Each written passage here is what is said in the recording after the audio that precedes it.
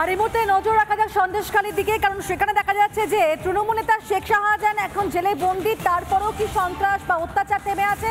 একেবারেই না, সে প্রশ্নের উত্তর, কারণ ছোট শাহজাহান সে এখন এলাকায় সন্ত্রাস সৃষ্টি করছে এবং নিজের একনায়কতন্ত্র চালিয়ে যাচ্ছে লাগাতার, এমনটাই অভিযোগ করছেন খোদ সেখানকার বাসিন্দারা। এবং সেখানে দীর্ঘদিন ধরে সে অত্যাচার চালিয়ে যাচ্ছে, সেখানকার বাসিন্দারা এক প্রকার আতঙ্কিত এই ছোট শাহজাহানের জন্য, এমনটাই অভিযোগ করছেন তারা। এলাকায় অত্যাচার ছোট শাহজাহানের অত্যাচারে আতঙ্কিত গ্রামের বাসিন্দারা। ছোট শাহজাহানের গ্রেফতারির দাবি করছেন এখন গ্রামের মহিলারা। সন্দেশখালীতে এখন নতুন আতঙ্কের নাম হয়ে দাঁড়িয়েছে ছোট শাহজাহান, যে একের পর এক তার বলা যায় কীর্তিকলাপ এখন তুলে ধরছেন সেখানকার মানুষেরা। আর ঠিক এই মুহূর্তে সন্দেশখালী কি পরিস্থিতি, সেখানকার কি অভিযোগ করছেন সাধারণ মানুষরা, লাগাতার জানাচ্ছি আপনাদেরকে, কিন্তু আমরা আরো বিস্তারিত জানবো। এবং ঠিক এখন মহিলারা কি বলছেন, তাদের অভিযোগ কি এই ছোট শাহজাহানকে নিয়ে আমরা জানবো। আমাদের সঙ্গে থাকবে একেবারে এলিনা সরাসরি। এলিনা, দেখতে পাচ্ছি যে শাহজাহান গ্রেফতার, কিন্তু তাতেও সন্ত্রাস বা অত্যাচার থেমে থাকার নাম করছে না, নতুন আতঙ্ক হয়ে দাঁড়িয়েছে এই ছোট শাহজাহান।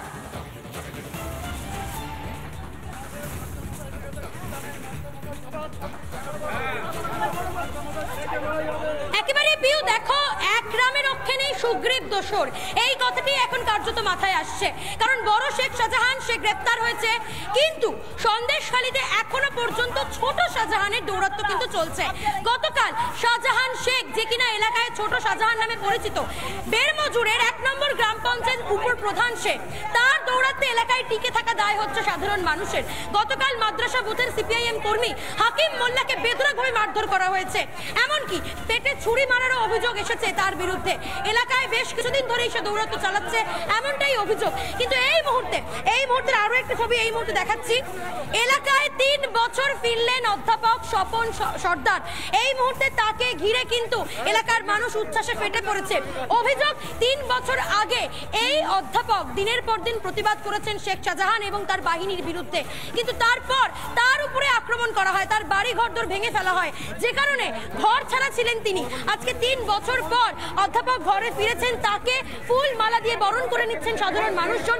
আমি একটু তার সঙ্গে কথা বলবো। স্বপন বাবু, কি হয়েছিল 3 বছর আগে? 3 বছর আগে শাহজাহান শেখ, সিরাজ শেখ আমাকে কিডন্যাপ করার চেষ্টা করেছিল, তারা বাহিনী অপহরণ করার চেষ্টা হয়েছে। হ্যাঁ, আমাকে অপহরণ করার চেষ্টা করেছে, কারণ আমি ওদের বিরোধিতা করি, তাই তারা অন্যায় কাজ করে। মানুষের জমি দখল করা থেকে শুরু করে মানুষকে বাড়ির থেকে তুলে নিয়ে গিয়ে পেটানো, তাদেরকে একেবারে হসপিটালাইজ করে দেওয়া ইত্যাদি, মানে এমনভাবে মারতো যে তাদের হসপিটালাইজ করতে তাদেরকে বাধ্য হতো তারা। তারপর আপনি প্রতিবাদ করেছিলেন? এবং আমি তার প্রতিবাদ করেছিলাম, ভীষণভাবে প্রতিবাদ করেছিলাম। এবং আমার যারা সঙ্গীরা ছিল, যারা সেই সময় আমার পাশে ছিলেন এবং প্রতিবাদ করেছিলেন শাহজাহান শেখ, সিরাজ শেখের বিরুদ্ধে, তাদেরকে ফলস কেস দেওয়া হয়েছে এবং 40 জনের নামে তখন ফলস কেস দেওয়া হয়েছে। এবং আমাদের অনেকেরই ঘর বাড়ি ভেঙে দেওয়া হয়েছে এবং ফিশারি তো নিয়ে নেওয়া হয়েছে। আবার অনেকের বাড়ি ভেঙে তার বাড়ির যে হাড়ি কলসি সেটাও পর্যন্ত, গরু, সেগুলোও নিয়ে যাওয়া হয়েছে। এতগুলো বছর ধরে শেখ শাহজাহান এবং তার দলবল এখানে অত্যাচার চালিয়েছে। আপনি প্রতিবাদ করার পরে কি হলো? আপনাকে অপহরণ করার চেষ্টা হয়েছে? আমাকে কিডন্যাপ করা, আমার বাড়ির পাশ থেকেই কিডন্যাপ করার চেষ্টা হয়েছে, তারপর আমার বাড়ির উঠোন থেকে। এবং সেই সময়ে তারা আমার বন্দুক ধরে এবং কি বোম ফেলে এবং যথেচ্ছাচারভাবে গুলি ছোড়ে, তারা বন্দুক চালায়, গুলি চালায়। সেই ভয়ে আপনি পালিয়ে গিয়েছিলেন? ভয়ে নয়, এটা আমি যেতে বাধ্য হয়েছিলাম এই কারণে, আমার বাবা আছেন, বৃদ্ধ বাবা আছেন, পরিবারকে বাঁচাতে নিজে সরে। হ্যাঁ, আমি সেই জন্যই কেবলমাত্র বাবা এবং আরও যেসব পরিবার রয়েছেন তারা আমাকে উপদেশ দিয়েছিলেন যে আমাকে চলে যেতে এখান থেকে, তাহলে তারা নাকি কিছুটা শান্তি পাবেন। আমি সেই কারণেই কি আজকে 3 বছর পর নিজের বাড়িতে ফিরছেন, নিজের জায়গায় ফিরছেন, কেমন লাগছে স্বপন বাবু? কিন্তু এখনো পর্যন্ত আপনি যে জায়গায় বসবাস করেন সেই জায়গাটা সেফ নয়। মহিলারা এখনো পর্যন্ত আতঙ্কে রাতে ঘুমোতে পারছেন না। এখনো ছোট শাহজাহানের দৌরাত্ম্য চলছে, অন্য শেখ শাহজাহানের বাহিনীর দৌরাত্ম্য চলছে। হ্যাঁ, এখনো মানে পরিবেশ বা পরিস্থিতি স্বাভাবিক হয়নি, এখনো মানুষ ভয়ে আতঙ্কে দিন কাটাচ্ছে। এই দুদিন আগে ছোট শাহজাহান, সে ছোট শাহজাহান একজনকে ছুরি মেরেছে এবং রক্তাক্ত করেছে। এবং এখানে আমি মনে করি প্রত্যেকটা মানুষের রাজনৈতিক সচেতন হওয়া উচিত, রাজনৈতিকভাবে সচেতন হওয়া উচিত এবং প্রত্যেকটা মানুষের, প্রত্যেকটা পার্টি, যে কোনো পার্টি সে করতে পারে, কারণ গণতান্ত্রিক রাষ্ট্রে এটাই হওয়া উচিত। তো এই গতদিন যে আইএসএফ করেন বলে ছোট শাহজাহান তাদের উপরে প্রচণ্ডভাবে আঘাত এনেছে এবং তাদেরকে রক্তাক্ত করে দিয়েছে।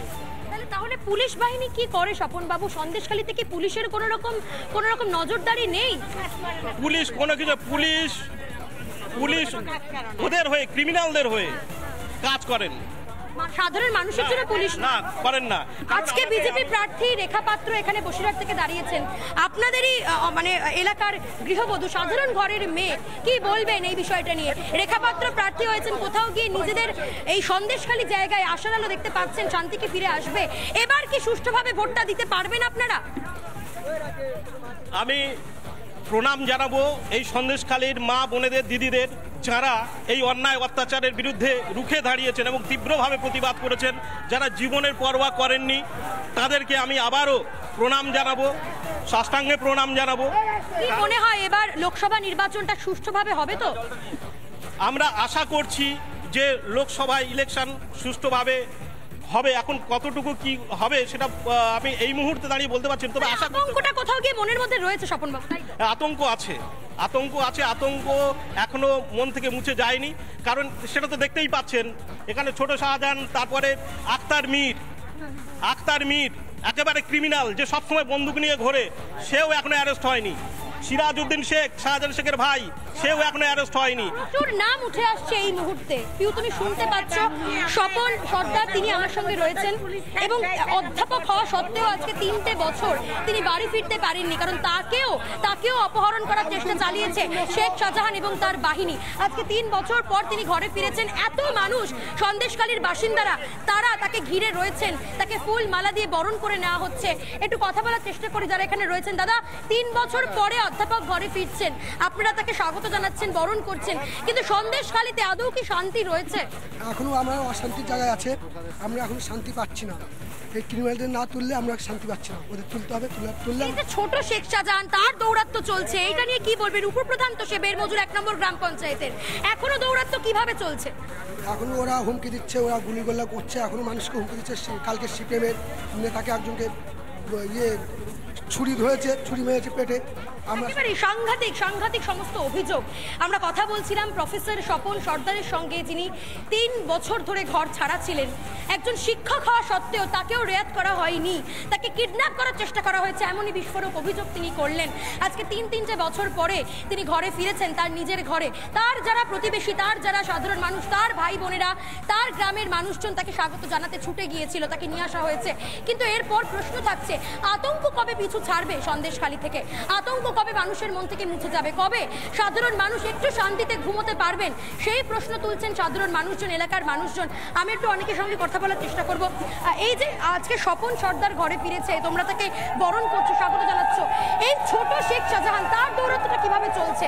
সে কি এলাকায় বছরের পর বছর ধরে দৌড়াতে থাকে? বছরের পর ওই শেখ শাহজাহান আর ছোট শাহজাহান এবং আক্তার মীর, ওরা সবাই, সিরাজউদ্দিন, সবাই মিলে আমাদের উপর অত্যাচার চালায় এবং আমাদের মহিলারা, আমরা শান্তিতে নেই। আমার কাকুকে 3 বছর পর আমার কাকু বাড়ি ফিরেছে। দেখুন, আমার কাকুকে ইনি তোমার কাকু হয়? নিজের কাকু? হ্যাঁ, আমার কাজিন কাকু। আমার কাকু, ওনার কি হয়েছিল 3 বছর আগে? তাকে অপহরণ, আমাদের জমি জায়গা লুট হতো, মহিলাদের উপর মারধর করা হতো, ছেলেদের ফলস কাকু প্রতিবাদ করতে বলে কাকুকে গ্রাম ছাড়া করা হয়েছে, কাকুকে মারধর করা হয়েছে, কাউকে কিডন্যাপ করার চেষ্টা করা হয়েছে এবং কাউকে ফলস কেস দিয়েছে, কারণ কাকু এখান থেকে গ্রাম ছাড়তে বাধ্য হয়েছে। কাকুকে হুমকিও দিয়েছিল, গ্রামে থাকলে কাউকে মেরে ফেলে দেবে। সেই কারণেই উনি ঘর ছাড়া হয়েছিলেন। আজকে তোমরা ফিরিয়ে নিয়ে এসছো, কি মনে হচ্ছে এবার শান্তিতে থাকতে পারবেন তো? এখনো